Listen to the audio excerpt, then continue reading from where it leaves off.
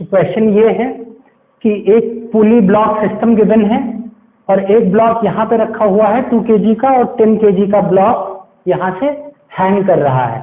अब ये वाला ब्लॉक और इस सरफेस के बीच में कोई फ्लूइड भरा हुआ है जिसके ऊपर ये रखा हुआ है, ठीक है। फ्रिक्शन को कम करने के लिए हम कोई फ्लूइड यहाँ पे भर देते हैं और वो h हाइट तक भरा हुआ है। h की वैल्यू हमें गिवन है 10 सेंटीमीटर, करेक्ट। अब इस ब्लॉक की वजह से रस्सी में टेंशन आएगा और उस टेंशन की वजह से चूंकि ये रस्सी बंधी हुई है इसको पुल करेगा, करेक्ट। तो हमें क्या बताना है कि इस ब्लॉक की किसी भी टाइम पे स्पीड क्या होगी, क्योंकि हमें पता है जब इनिशियली सिस्टम को हम इसको ड्रॉप करेंगे तो क्या होगा, ये एक्सेलरेट होगा और एक्सेलरेशन की वजह से इसकी वेलोसिटी लगातार बढ़ेगी ना, तो वेलोसिटी लगातार चेंज होगी, मतलब किसी जनरल टाइम पे हम कोई वेलोसिटी निकाल सकते हैं, इंस्टेंटेनियस वेलोसिटी, करेक्ट। तो वो कैसे कैलकुलेट कर सकते हैं हम ये देखते हैं। तो सबसे पहले तो हमें फोर्सेस को बैलेंस करना होगा। इस पे नेट फोर्स निकालेंगे कितना एक्ट कर रहा है। नेट फोर्स के बाद एक्सेलरेशन की वैल्यू हमें पता होनी चाहिए कि किस एक्सेलरेशन से एक्सेलरेट कर रहा है। उसके बाद हम डिफरेंशियल इक्वेशन अप्लाई करके, ठीक है, इसके वेलोसिटी को कैलकुलेट कर सकते हैं। तो हम कैसे कैलकुलेट करेंगे, सबसे पहले ये अज्यूम कर लेंगे कि ये a एक्सेलरेशन के साथ नीचे की तरफ आ रहा है, ये ब्लॉक a एक्सेलरेशन के साथ नीचे की तरफ आ रहा है, तो ये भी एक्सेलरेट करेगा a एक्सेलरेशन के साथ, करेक्ट। अब क्या होगा, इसका फ्री बॉडी डायग्राम हम ड्रॉ करने वाले हैं फर्स्ट ब्लॉक का। तो इसका फ्री बॉडी डायग्राम कैसे ड्रॉ होगा, इसका वेट डाउनवर्ड डायरेक्शन में एक्ट कर रहा है, वो 10g के इक्वल है। टेंशन फोर्स T क्या एक्ट कर रहा है, ऊपर की डायरेक्शन में, करेक्ट। और ये ब्लॉक एक्सेलरेट हो रहा है a एक्सेलरेशन से, तो न्यूटन का सेकेंड लॉ यहाँ पे अप्लाई कर सकते हैं। वो क्या होगा, net F net force equal to mass multiplied by acceleration. तो नेट फोर्स डाउनवर्ड डायरेक्शन कितना एक्ट कर रहा है, 10g minus t, so that will be equal to mass 10 है और एक्सेलरेशन a है। This is what equation first, पहले का फ्री बॉडी डायग्राम ड्रॉ कर लिया। अब सेकेंड ब्लॉक का फ्री बॉडी डायग्राम जब हम ड्रॉ करेंगे तो वो कैसे आएगा, इस पर डाउनवर्ड डायरेक्शन में इसका वेट एक्ट कर रहा है 2 kg है, तो 2 इंटू जी, करेक्ट। अपवर्ड डायरेक्शन में कोई नॉर्मल रिएक्शन एक्ट करेगा, करेक्ट। अब इस डायरेक्शन में देखते हैं क्या क्या चीजें एक्ट कर रही हैं। इस डायरेक्शन में टेंशन रोप का एक्ट कर रहा है, जितना टेंशन यहाँ होगा उतना ही टेंशन यहाँ भी होगा, अगर ये पुली आइडियल है क्योंकि सिंगल रोप है, करेक्ट। अब देखते हैं हम बैकवर्ड डायरेक्शन में क्या क्या चीजें एक्ट कर रही हैं। क्योंकि यहाँ पे फ्लूइड भरा हुआ है और फ्लूइड भरा हुआ है तो ये इसके ऊपर स्लाइड कर रहा है, ठीक है, स्लाइड कर रहा है, तो यहाँ पे विस्कस फोर्स एक्ट करेगा जो कि रेजिस्टिंग फोर्स होगा और वो बैकवर्ड डायरेक्शन में एक्ट करेगा। क्या और कोई फोर्स इधर एक्ट कर रहा है, कोई फोर्स एक्ट नहीं कर रहा है। और ये बॉडी क्या हो रही है, एक्सेलरेट हो रही है इस डायरेक्शन में a एक्सेलरेशन के साथ। तो इसके लिए भी इक्वेशन हम लिख सकते हैं, वर्टिकल डायरेक्शन में तो बैलेंस होगा, n इक्वल टू क्या हो जाएगा 2g, करेक्ट। इक्वेशन सेकंड, इसका कोई यूज नहीं है। थर्ड इक्वेशन लिखेंगे, नेट फोर्स इस डायरेक्शन में क्या लग रहा है, t minus F viscous is equal to mass कितना है 2 kg और एक्सेलरेशन a है, इसे इक्वेशन थर्ड मान लिया। नाउ हमारे पास t अननोन है, a अननोन है और विस्कस फोर्स अननोन है, लेकिन हमारे पास दो ही इक्वेशन है, ये यूजलेस इक्वेशन है, करेक्ट। तो एक इक्वेशन और चाहिए होगा हमें, तो विस्कस फोर्स क्या होगा वो यहाँ पे हम लिखेंगे according to Newton's law of viscosity. Viscous force की वैल्यू क्या होगी, नीटा a इंटू वेलोसिटी ग्रेडियंट। अब वेलोसिटी ग्रेडियंट की वैल्यू कैसे लिखेंगे, देखिए इस सरफेस पे वेलोसिटी क्या होगी, 0 होगी और यहाँ पे किसी टाइम पे वेलोसिटी हमने मान लिया v, करेक्ट। तो वेलोसिटी ग्रेडियंट क्या होता है, इन दोनों के बीच में वेलोसिटी का डिफरेंस v माइनस 0, तो v हो जाएगा। और ये कितनी हाइट के फ्लूइड पे ये वेलोसिटी डिफरेंस आ रहा है, h हाइट पे, तो ये फॉर्मूला हमने बताया था, F विस्कस इक्वल टू नीटा a v by h, correct. अब वैल्यूज पुट कर देंगे तो हमें विस्कस फोर्स पता चल जाएगा। वैल्यूज क्या होंगी, नीटा की 20 पाइस है, तो 20 पाइस को पहले किसमें चेंज करेंगे हम, न्यूटन इंटू सेकेंड पर मीटर स्क्वायर में चेंज करेंगे, तो ये 10 टू पावर -1 का मल्टीप्लीकेशन हो जाएगा और वैल्यू क्या आ जाएगी 2। तो 2 न्यूटन सेकेंड पर मीटर स्क्वायर में आ जाएगा ये, करेक्ट, जो कि एसआई यूनिट है इसकी। तो इसकी वैल्यू आ गई 2। एरिया ऑफ क्रॉस सेक्शन हमें सिंपली 1 मीटर स्क्वायर गिवन है, वो पुट कर दिया। वेलोसिटी हमने किसी भी टाइम पे v माना है, राइट। हाइट कितनी गिवन है हमें 10 सेंटीमीटर, और उसकी वैल्यू क्या होगी 10 सेंटीमीटर की 0.1। Is it clear? तो हमें नेट वैल्यू जो आ जाएगी 2 को 0.1 से डिवाइड करेंगे तो 20/1, यानी ये आ गया 20 इंटू v, जो कि हमारा viscous force, correct. This is equation 4, correct. अब हमें 3 इक्वेशन मिल गई और 3 अननोन है, सिंपली सॉल्व किया जा सकता है। विस्कस फोर्स को इक्वेशन नंबर 3 में पुट कर देंगे तो हमें T और A में रिलेशन हो जाएगा पता। सो T minus 20V is equal to 2A. This is equation number 5. Now just listen here. T की वैल्यू हम इक्वेशन फर्स्ट से इसमें पुट कर सकते हैं, करेक्ट।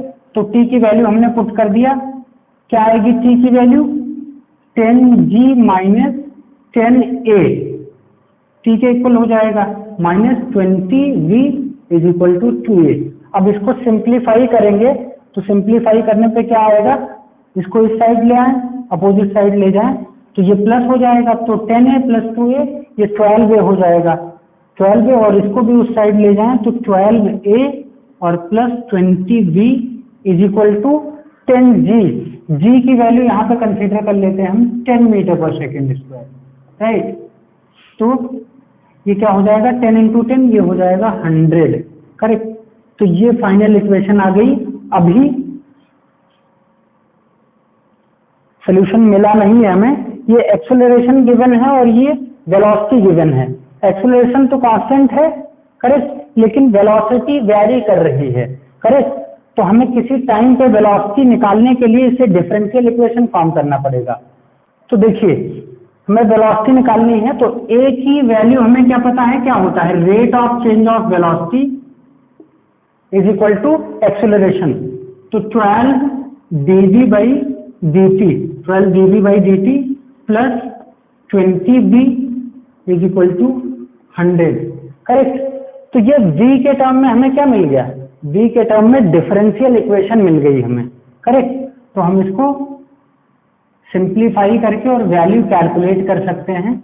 हमने क्या किया, पहले वेरिएबल को सेपरेट कर रहे हैं, dv by dt कर दिया और इसको इस साइड ले गए 100 माइनस 20v, करेक्ट। अब हमने क्या किया 12 डिवाइडेड बाई 100 माइनस 20v ये लिख दिया into dv is equal to dt आ गया। अब ये सिंपल डिफरेंशियल इक्वेशन आ गई, करेक्ट। इसको हम इंटीग्रेट कर सकते हैं, करेक्ट। तो इनिशियली क्या था, जब t इक्वल टू 0 था हमने सिस्टम को छोड़ा था, उस टाइम पे वेलोसिटी 0 थी, तो t इक्वल टू 0 पे वेलोसिटी इक्वल टू 0, इसी टाइम t पे वेलोसिटी हमने v एज्यूम कर लिया, करेक्ट। तो अब इसको हम इंटीग्रेट कर सकते हैं, करेक्ट, इसको इंटीग्रेट कर सकते हैं और ये कुछ इस टाइप का टर्म आएगा 1/x dx। इसका इंटीग्रल क्या होता है 1/x dx का, पक्का? इसका इंटीग्रल होता है ln x या log x बेस e, ये पता होना चाहिए, करेक्ट। तो एक दूसरा, जैसे अगर ऐसा लिखा हो कि dx upon a plus bx, तो इसका इंटीग्रल क्या होगा, इसका इंटीग्रल बताओ। ये ln a plus bx, ln a plus bx और डिवाइडेड बाई b इतना हो जाता है, तो वही फॉर्मूला यहाँ पे अप्लाई होगा। Is it clear? तो इंटीग्रेट करेंगे, 12 कॉमन है बाहर आ जाएगा, कांस्टेंट है, इसकी वैल्यू आ जाएगी ln 100 minus 20v and divided by minus 20। Is it clear? और लिमिट अप्लाई कर देंगे हम 0 से लेके v तक, करेक्ट। यहाँ पे dt का t हो जाएगा और लिमिट 0 से t, क्लियर। इसको बाहर ले आएंगे तो -12/20 आ गया। लिमिट पुट करेंगे, अपर लिमिट जब v पुट करेंगे तो ये आ जाएगा ln 100 - 20v, और माइनस लोअर लिमिट जब पुट करेंगे तो क्या आ जाएगा, ln v की वैल्यू 0 पुट करेंगे तो ln 100 आ जाएगा यहाँ पे, करेक्ट। और ln a minus ln v की वैल्यू क्या होती है, log a minus log v की value log a by b में पता है, यहाँ पे पुट करेंगे तो t - 0 वैल्यू आ जाएगी t, करेक्ट। और इसकी वैल्यू क्या आ जाएगी, इसको अगर सिंप्लीफाई करें तो 6/10, या और सिंप्लीफाई करें तो 3/5 आएगा। क्लियर। यहाँ पे देखते हैं ये ln 100 - 20b डिवाइडेड बाई 100 आ गया। Clear, that is equal to t। अभी हमें v निकालना है तो थोड़ा सा सिंप्लीफिकेशन करेंगे, इसको इस साइड भेज दें। क्लियर, और इसको और सिंप्लीफाई कर लें तो ये हो जाएगा ln 1 माइनस कितना हो जाएगा, यहाँ पे 100 से डिवाइड करेंगे तो क्या आ जाएगा, -1/5, और ये v आ गया। क्लियर, और यहाँ पे क्या आ गया, -5/3t, करेक्ट, ये आ गया। अब ये लॉग है, एंटी लॉग ले सकते हैं हम। क्लियर, हमने जब एंटी लॉग लिया तो एंटी लॉग की लॉग खत्म हो जाएगा, वैल्यू क्या आ जाएगी, 1 - 1/5 into v is equal to, ये e टू पावर में आ जाएगा, क्योंकि हमने जो एंटी लॉग लिया है वो e के बेस पे लिया है, ln e के बेस पे होता है, तो e to power -3/5 into t आ गया, करेक्ट। और इसको जब सिंप्लीफाई करेंगे साइड चेंज करके तो ये वैल्यू आ जाएगी 1 - e to power -3/5 into t, और ये दूसरी साइड जाएगा तो v/5, और यहाँ से हम वैल्यू कैलकुलेट कर सकते हैं v की, जो कि हो जाएगी 5 into 1 - e to power -3/5 into t। Is it clear. तो ये एक एक्सपोनेंशियल फंक्शन आ गया वेलोसिटी का, इस तरीके से वेरी कर रही होगी वेलोसिटी, करेक्ट। ये किसी भी टाइम t पे है। अब t की डिफरेंट वैल्यूज अप्लाई करके और हम कैलकुलेट कर सकते हैं कि वेलोसिटी क्या है। t इक्वल टू 0 पे भी चेक कर सकते हैं, जैसे 0 पुट करेंगे तो ये वैल्यू e टू पावर -0, मतलब e टू पावर 0, तो वैल्यू क्या आ जाएगी, 1, तो 1 - 1 वैल्यू आ रही है 0, मतलब इनिशियली इसकी वेलोसिटी 0 होगी, उसके बाद क्या होगी, इंक्रीज करती जाएगी।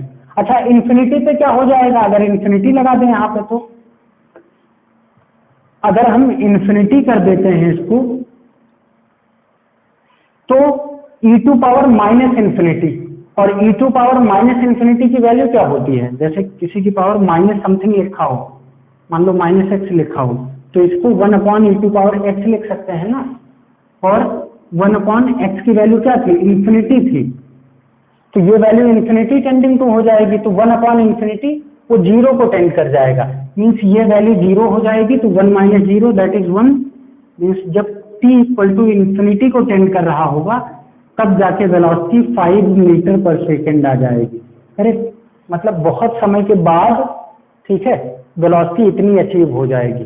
वो उतना ज्यादा समय आएगा ही नहीं क्योंकि ये अपने इस टर्मिनल पे पहुंच जाएगा, ठीक है।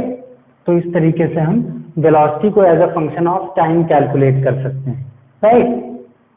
अब वेलोसिटी हमें पता चल गई किसी t टाइम पे, t इक्वल टू मान लो 5 सेकेंड पे निकालना है वेलोसिटी, और इनिशियल वेलोसिटी 0 पता है, तो एक्सेलरेशन की वैल्यू कैलकुलेट कर सकते हैं इक्वेशन ऑफ मोशन से, ठीक है।